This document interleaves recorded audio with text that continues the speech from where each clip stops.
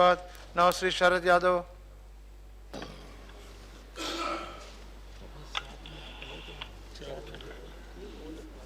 श्रीमान,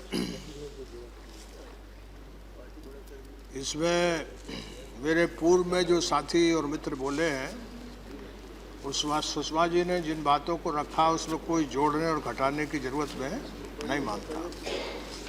ये बहुत स्वागत योग्य काम हुआ है, लेकिन ऐसी त्रासदी देश की है कि ये देश बट गया और डॉक्टर लोहिया उम्र भर और उनके बताए हुए बाकी लोगों के इतिहास को बताए हुए उम्र भर से हम लोग भी ये महसूस करते कि बंटवारा इतना महंगा पड़ा है, इतनी जान माल संपत्ति संपदा, और हम 1/3 बजट जो है वो बाहर से हथियार खरीदते हैं।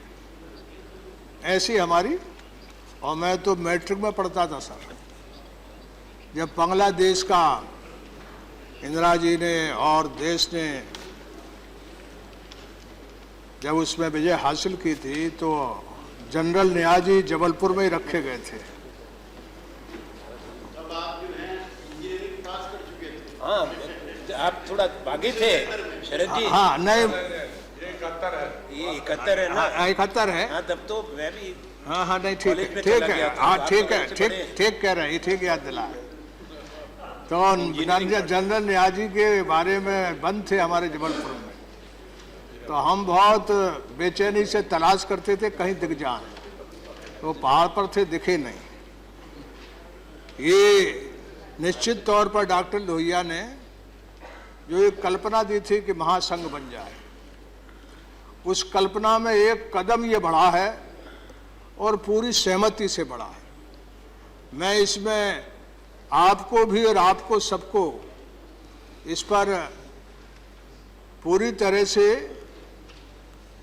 मानता हूं कि पूरा सदन इसलिए सहमत है कि ये बहुत जरूरी है और हमारा मन और हम लोगों का चित्त भी बांग्लादेश के साथ और हमारे इमोशंस भी बांग्लादेश के साथ बहुत गहरे हैं।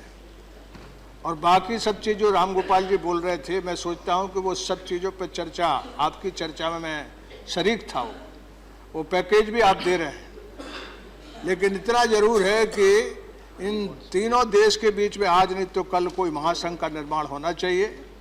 ये फौज पर जो फौज पर इंसान हमारे, पैसा हमारा और जान हमारी, ऐसी त्रासदी हमारे साथ बनी हुई है। और वो बाजू के पाकिस्तान की भी यही हालत है, लेकिन एक बाजू यानी बाएं बाजू तो गड़बड़ है, दाएं बाजू ही ठीक हो रहा है। उसमें आपका भी और ममता जी का भी और आसाम के मुख्यमंत्री जी का भी, और करण सिंह जी ने तो बताया कि वो बहुत है ना विस्तार से इस पर किया। और ये बीजेपी के सदस्य, माननीय सदस्य चले गए, हम बैठे हैं, उनका कहना था कि इस पर बहस नहीं होना चाहिए। जरूर इस पर बहस होना चाहिए। आज देश भर के लोग सबसे ज़्यादा इस चैनल को देखते हैं, तो हमारा इतिहास ही आगे का रास्ता मार्ग प्रशस्त करता है, तो इसलिए इस पर बहस बहुत ज़रूरी थी। और सुषमा जी, मैं सोचता हूं कि हम लोगों का बहुत पुराना रिश्ता भी है, तो ये महासंघ की जो कल्पना है वही इस देश को ऊंचा उठाएगी, वही इस देश को, जो हम कहते हैं कि दुनिया में हमारी ताकत और हमारी हर तरह से जो आर्थिक हालत मजबूत हो, ये तब तक नहीं होगी जब तक ये नकली बंटवारा चलते रहेगा। नकली बंटवारे का मतलब मेरा ये नहीं कहना उनको नहीं मानता मैं, हो गया है, देश बन गए हैं, लेकिन ये फौज है, ये विदेश नीति है, इसके मामले में कोई मतलब नहीं है।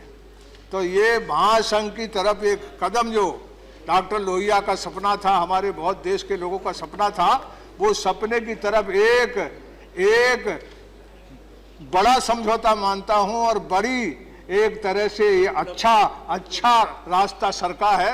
ये सरकते जाए और एक दिन महासंघ पर ये रास्ता बन जाए, तभी ये देश बनेगा और तभी ये देश उठेगा, ऐसा मेरा मानना। बहुत बहुत शुक्रिया, और मैं इस बिल का पूरी तरह समर्थन करता हूँ। धन्यवाद शरद यादव जी, धन्यवाद।